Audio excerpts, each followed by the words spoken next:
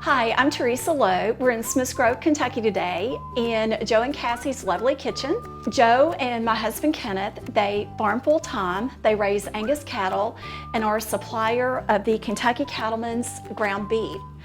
Today I am making oak hollow lasagna, which is basically my version of lasagna.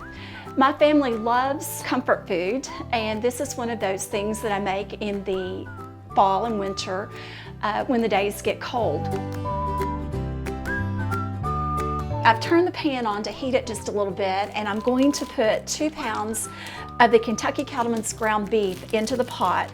The great thing about this is you just peel the package open and then drop the meat in. Don't get your hands dirty.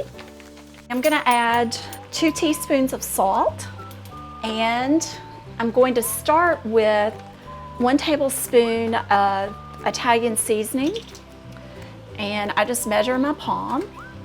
And what I've always seen, if you do like this, it helps to release the oils and the spices. Then about a tablespoon of pepper, then give it a little stir. I like to drain it on paper towels. That gets just a little extra grease out of it. Okay, I've drained most of the grease. I have about a tablespoon left, and I'm gonna put about a tablespoon of olive oil in the bottom. Then I'm going to saute my vegetables.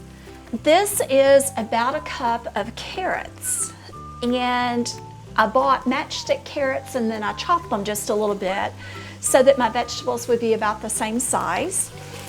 Then I will add about a cup of onion. This was 1 large onion.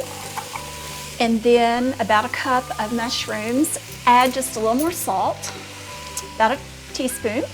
Then I'm going to add some more of my Italian seasoning, about another tablespoon. Then I'll do a little more pepper so that we're seasoning every layer of the lasagna. Now that the vegetables have wilted down some, I'm going to add the garlic. And this is about a tablespoon. And so I'll let that cook just a little bit. I like to add my tomato paste and let it cook just a little bit before I add the rest of the ingredients. This is a 20-ounce can of crushed tomatoes. Now it's time to put the Kentucky Cattlemen's ground beef back in the pot that I browned earlier. And you can see how much it benefited from draining, but the beef still has a lot of flavor. I'm gonna let it simmer for about 20 minutes. I'll cook the pasta.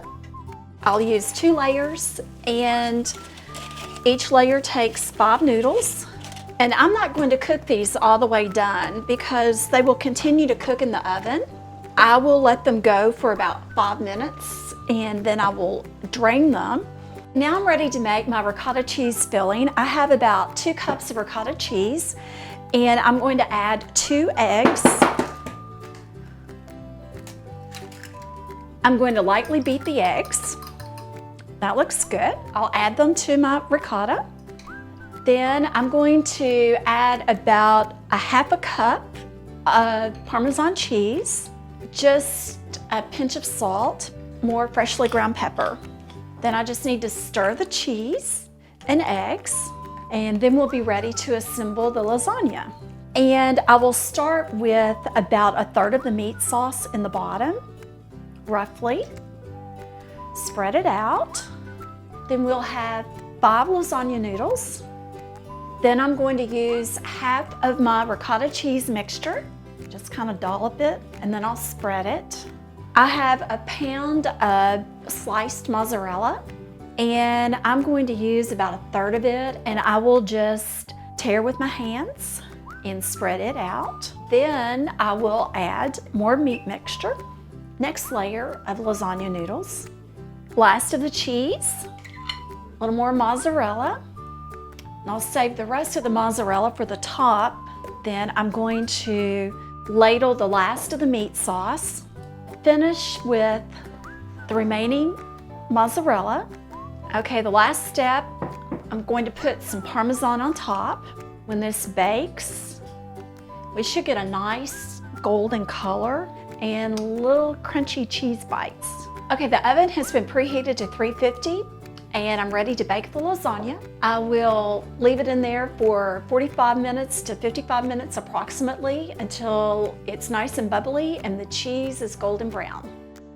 We hope that you've enjoyed one of our family favorites that's made with locally grown, produced, and preferred Kentucky Cattlemen's ground beef that can be found at your local Kroger. Let's eat. Looks good.